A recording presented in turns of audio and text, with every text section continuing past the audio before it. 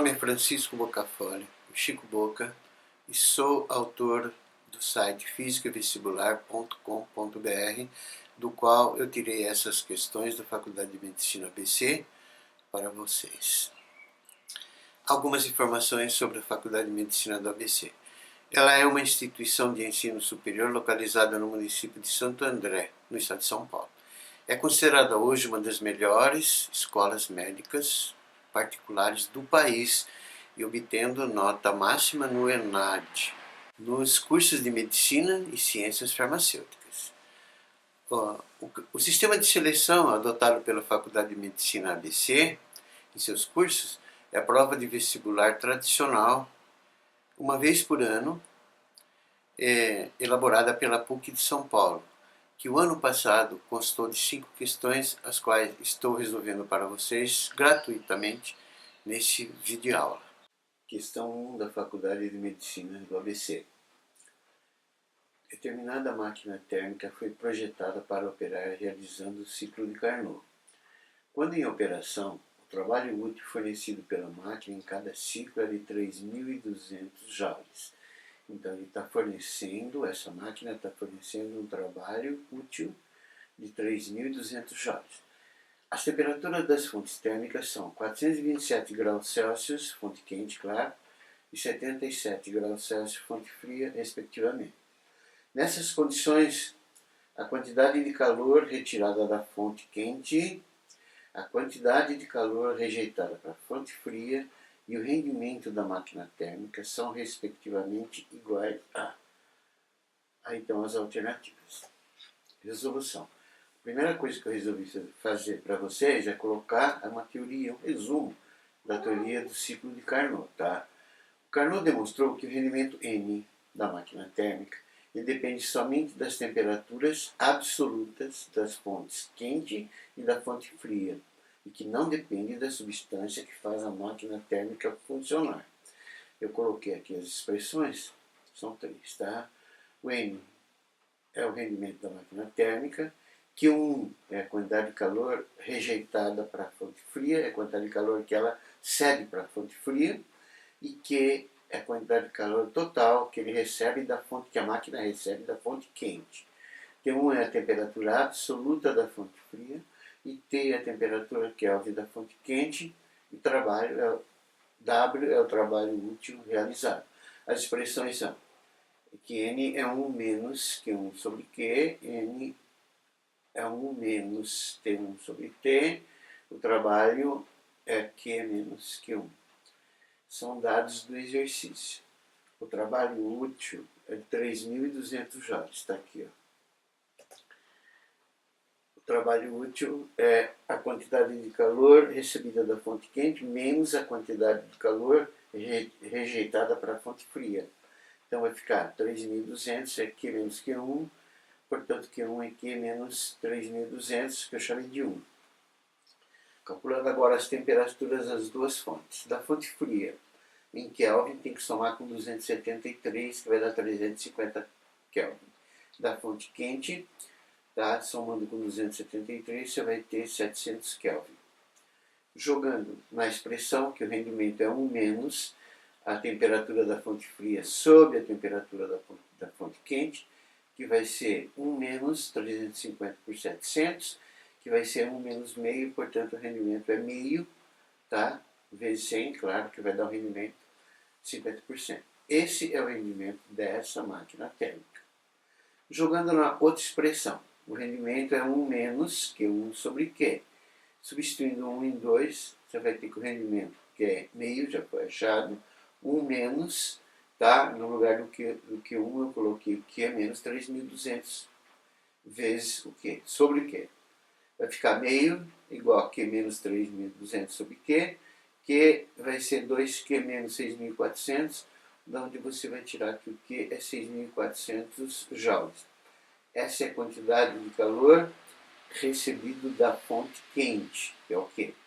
E o Q1 vai ser 3.200, que é a quantidade de calor rejeitada para a fonte fria, tá?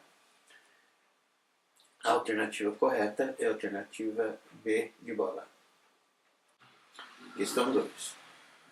desígnio mexicano José de Laó criou uma esfera anti-mosca ecologicamente correta, baseada em uma técnica antiga usada tradicionalmente em comércio de alimentos ao ar livre, a refração da água.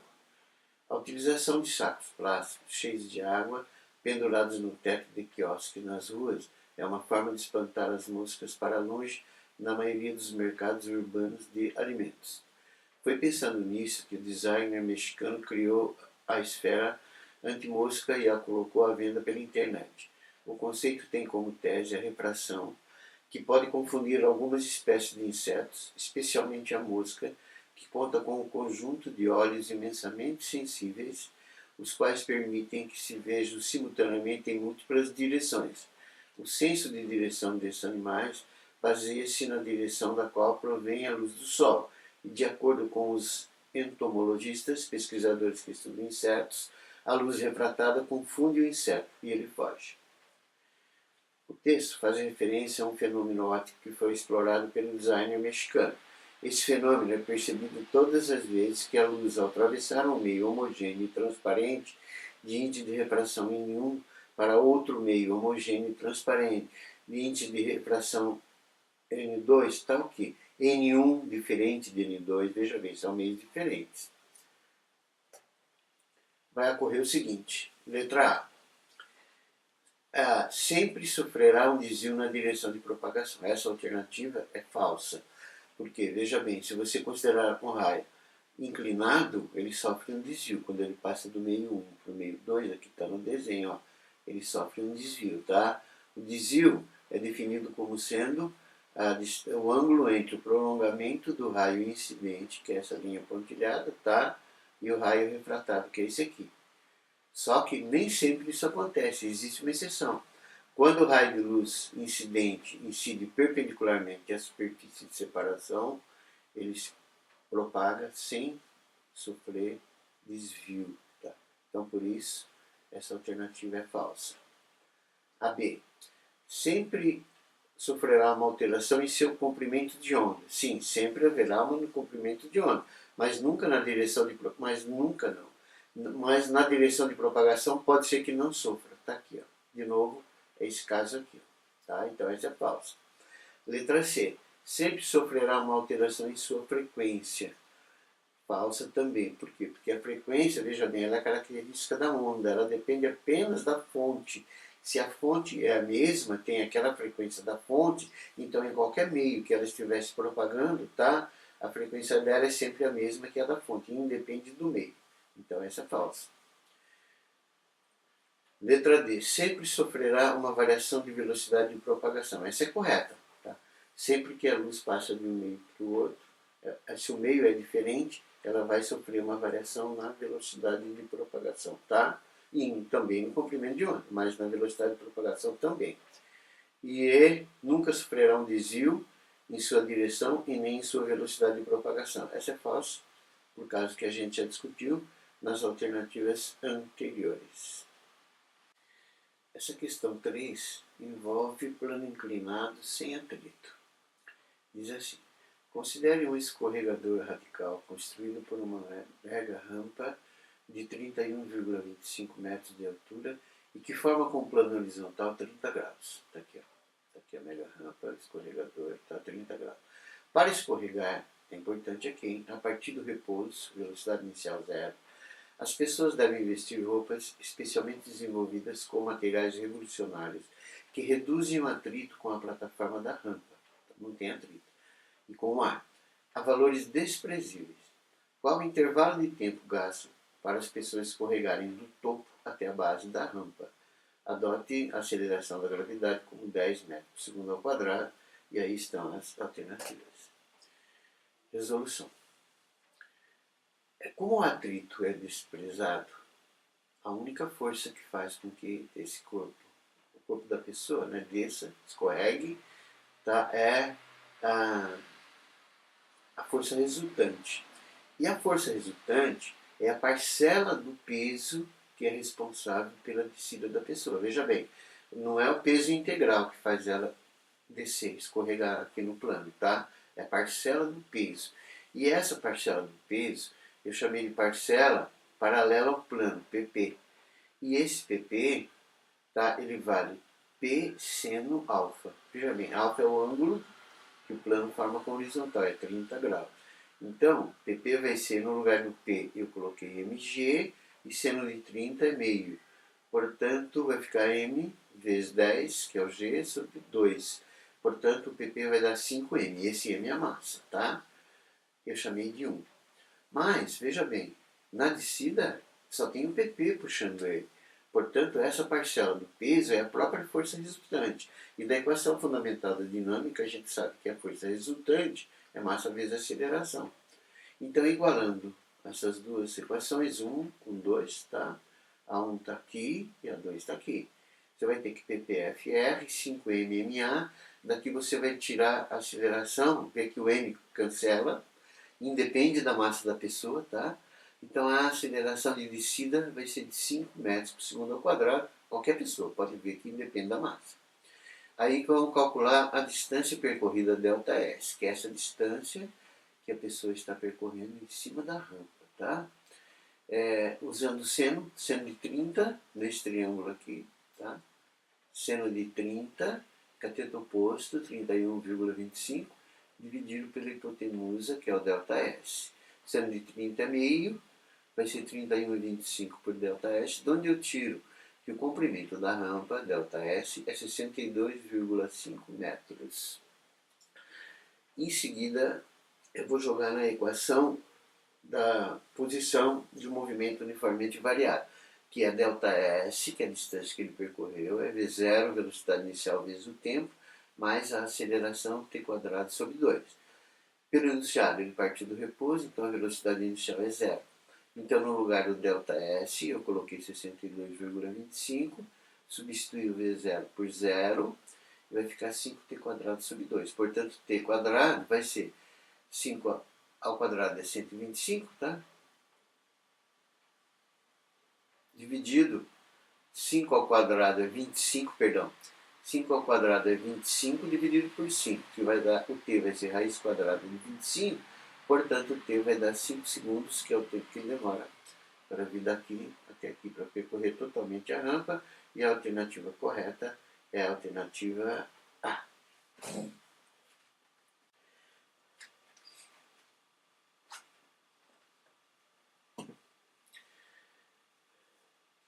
Questão 4. Versa sobre eletricidade, mais especificamente sobre eletrodinâmica. Um circuito simples, tá? Observe o circuito abaixo. Quando a chave seletora CH está posicionada em X, o amperímetro ideal registra 1,5 ampere. Tá vendo? Quando essa chave aqui, ó, que vem encostada, essa chave que vem aqui no X, quando encostar esses dois pontos, a corrente indica 1,5 ampere. Quando mudamos a chave seletora para a posição Y, tá? Então agora está aqui a chave, se encosta ela no Y, o amperímetro passa a indicar 1,2 ampere. O amperímetro indica a corrente do circuito, tá? Determine a força eletromotriz E, tá? Essa força eletromotriz E da bateria, e aí estão as alternativas. Com a chave CH em X, a corrente fornecida é 1,5 ampere, tá? Isso é dado pelo enunciado. Nesse caso, veja bem, quando a chave está em X, você pega só esse circuito aqui, ó. Tá? Então você tem uma corrente de 1,5 ampere circulando aqui, tá bom? Bom, os dois resistores de 10 ohms, tá? E o resistor interno do gerador, R, estão em série. E quando eles estão em série, o resistor equivalente é a soma dos resistores do circuito, que no caso é 10 mais R. Mas acontece que o resistor equivalente é U sobre I. U é a tensão, tá? Do gerador, que no caso é a força eletromotriz. Então vai ficar, o resistor equivalente vai ser E sobre I. Eu botei aqui 10 mais R, não é 1 não, é 10. 10 mais R no lugar do REC, tá? Que é esse valor aqui, é igual a E sobre o I, que é 1,5. Aí joguei o 1,5 multiplicando, você vai cair nessa equação aqui, ó, que é a equação 1. Aí o que a gente fez? A gente pegou a chave e colocou em Y. O enunciado fornece que quando a chave está em Y, a corrente no circuito é 1,2 ampere. Veja bem, com a chave em Y agora, o novo circuito é esse aqui, ó, tá? você tem o resistor de 4, 1 de 10 e o R1, todos eles de novo associados em série. Então o resistor equivalente, como é série, é a soma de todos os resistores, que vai ser 10 mais 4 mais R. Portanto, o resistor equivalente vai ser 14 mais R. Mas o resistor equivalente acumula no anterior é E sobre I. No lugar do Ré que eu botei 14 mais R, vai ser E sobre 1,2, que é o I. Portanto, o E jogando 1,2 multiplicando, tá? O E vai ter esse valor aqui, 16,8 mais 1,2 R, eu chamei de equação 2.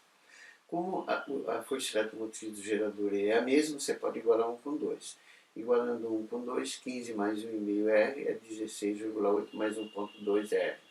Da onde eu tive que 0,3 R é 1,8, então a resistência interna do gerador é 6 ohms.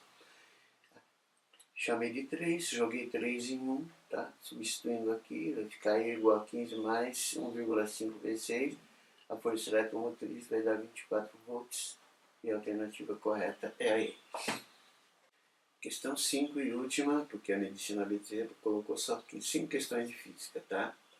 A acupuntura é um processo terapêutico por meio do qual o estímulo provocado pela penetração de agulhas ou de outros instrumentos em áreas de grande concentração de terminações nervosas libera vários neurotransmissores do sistema nervoso central. Esses neurotransmissores liberados geram vários efeitos, tais como analgésico, relaxante muscular, anti-inflamatório, ansiolítico e antidepressivo leves. Pesquisas arqueológicas realizadas na China evidenciam que a acupuntura começou há aproximadamente 4.000 a 5.000 anos. Mas afinal, a acupuntura dói? Não, a acupuntura não dói, pelo menos não da maneira como se pensa. Ao colocar a agulha de acupuntura, que normalmente tem a espessura de um fio de cabelo, a sensação da picada é menor que a da picada de um pernilongo. Considerando que a pressão necessária para a perfuração superficial da pele humana é de 2 vezes 10 a 7 Newton por metro quadrado, ou Pascal, e que a força mínima exercida pelo acupunturista para a inserção de cada agulha é 0,9 newtons, determine a espessura da agulha utilizada e adote π igual a 3, aí estão as alternativas. Resolução. São dados. A pressão foi dada, esse valor aqui, 2 vezes 10 a 7 Newton por metro quadrado. A força com que a agulha é aplicada na pele também foi dada. 0,9 newton, que é 9 vezes 10 a menos 1 newton. Então vamos achar a área de contato de agulha com a pele usando a expressão. Pressão é força sobre área, tá? Substituindo os valores aqui, você vai ter que a área vai ser isso, tá? Que vai dar 4,5 vezes 10 a menos 8 metro quadrado. Essa é a área de contato da agulha com a pele.